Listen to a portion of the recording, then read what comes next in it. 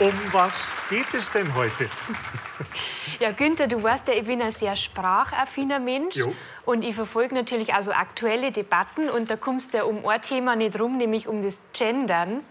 Also da gibt es ja ganz hitzige Diskussionen, ob man jetzt sagt, liebe Kunden oder liebe Bürgerinnen und Bürger oder liebe MünchnerInnen. Also da gibt es ja ganz viele Varianten. Ja, das stimmt, ja. Und man muss aber da wirklich auch aufpassen, weil ich finde das schon auch richtig, dass man das so macht. Aber weil, wenn du jetzt zum Beispiel sagst, liebe InsassInnen, da musst du aufpassen, weißt, dass du nicht die InsassInnen diskriminierst, die außen sind. Oder meinst du was anderes? Ja, ich glaube, da hast du jetzt ein bisschen was falsch verstanden, Das Günther. kann sein, das ist mir schon mal passiert. Ich habe schon mal was falsch verstanden. Das war vor 15 Jahren war das einmal. Nein, aber mir geht es eher darum, also ehrlich gesagt, im Deutschen ist es ja von Haus aus schon ein bisschen schwer, muss man sagen, weil tagsüber sagst du zum Beispiel der Weizen und das Korn und dann nach Feierabend ist es das Weizen und der Korn.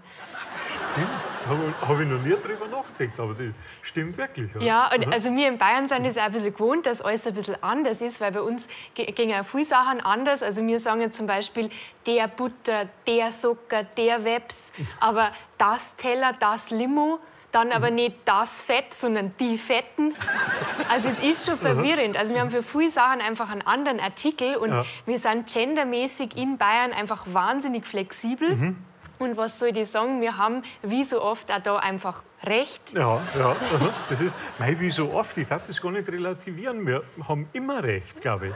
Das ist ja das, was uns auszeichnet, weißt? Ja, man soll es ja nicht so selber loben, aber es stimmt Ja, natürlich. ja, klar, das Weil darf man schon einmal. Wenn es stimmt, darf man es machen. Zum Beispiel, wenn du denkst an die Petersilie. Ich meine, das ist ja Schmarrn. Also wir in Bayern sagen der Petersil. Das ist ja logisch, der Peter. Also, Ja. oder allein das Wort Sache. Ich meine, das Wort Sache muss doch sächlich sein. Aber im Hochdeutschen heißt es die Sache. Und richtigerweise im Bayerischen die Sach, also eine Sache. Also wenn sogar die Sache im Hochdeutschen nicht sächlich ist, dann weißt du, dass da weiterfällt. Und oft sind wir aber ehrlich gesagt auch so tolerant, uns ist dann auch oft ganz wurscht. Also der, die, das machen wir eigentlich gar keinen Unterschied. Wir sagen zum Beispiel ein Mo, eine Frau, ein Kind. Also alle gleichberechtigt, Ja, weißt? Da ist kein Unterschied. Darum ist es ja bei uns auch so schief, weißt? Weil die alle auf einer Stufe stehen. Ja, unbedingt. Und sogar, es fällt mir auf, dass man im Bayerischen sogar manchmal der weiblichen Form den Vorzug gibt. Also wenn du in Bayern sagst, das Mensch, dann meinst du nur die Frau. Ja. Aber jetzt aus feministischer Sicht ist jetzt gar nicht so toll, ehrlich gesagt, weil das Mensch, also ist schon eine Frau, aber das ist sehr abwertend gemeint. Also meinst du, die Hexen so ein Markt oder halt ein Flitscherl? Ja, oder Schneuen, glaube ich, kommt da auch Dings in der Richtung dann, ja. Ja, genau. Und ich muss auch zugeben, also es gibt schon auch Wörter im Bayerischen, wo es keine weibliche Form gibt. Also zum Beispiel Depp. Aber ehrlich gesagt, ich meine, da braucht man es jetzt auch nicht unbedingt, weil es ist eh klar, dass der Depp immer ein Mo ist. Ja, das lasse ich jetzt einfach mal so stehen. Und wenn du nämlich sagen möchtest, zum Beispiel, ihr seid alle Deppen, dann sagst du ja im Bayerischen, es seid alles Deppen. Also mein neutrales Es, weißt, da schließt du ja alle Geschlechter gleich mit ein. Ja, Oder es geht sogar noch besser, wenn du dann sagst, es seid alles blöde Hund. Also da sind nicht nur alle Geschlechter, sondern alle Tiere mit gemeint.